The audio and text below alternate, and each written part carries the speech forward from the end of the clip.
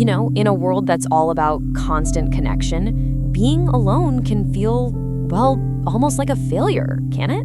There's this cultural unease around it. But what if we've been looking at it all wrong? What if there's a hidden strength in just spending time with ourselves? Let's explore that, the hidden power of being alone. And that's the big question, isn't it? It might feel pretty familiar. We're kind of told our whole lives that happiness is found in groups, surrounded by other people. So it's really no wonder that the fear of being alone is a very real and very common feeling. Well, the answer really begins with a crucial distinction, because being alone and feeling lonely, they are two completely different experiences. The key difference, as you can see here, really boils down to one word: choice.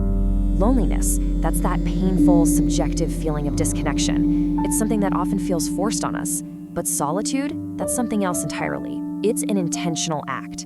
It's when we choose to be alone, and that transforms it into a restorative state, not an empty one. And this, right here, is the key to everything we're about to explore.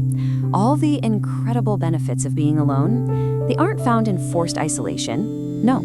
They're unlocked through this deliberate, intentional act of choosing solitude. So how does this chosen solitude actually work to calm and recenter our minds? Let's take a look at the first set of benefits. Probably the most immediate and honestly the most powerful effect is its impact on our stress levels. Taking time for ourselves isn't some kind of indulgence. It's a genuine form of mental and even physiological recovery. Research shows that when we choose to be alone, our stress levels actually measurably drop. But it goes even deeper than that. It strengthens our sense of autonomy, that feeling of being in the driver's seat of your own life. When you get away from the constant push and pull of social pressures, you can finally hear your own internal compass. It creates a space for real self-direction. And it's not just about stress. Solitude acts as a kind of reset button for our entire emotional system.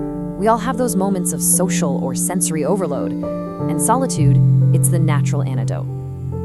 This quote just illustrates the idea so beautifully. Think of it like letting the snow settle inside a snow globe.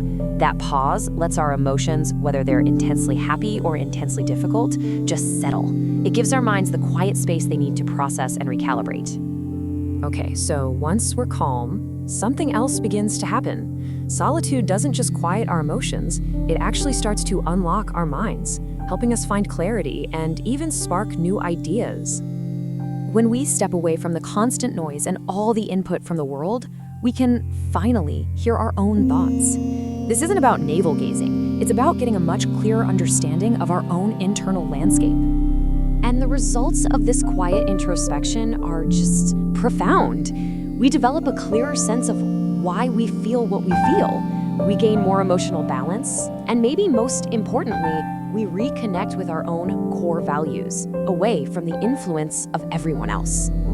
And here's something really fascinating.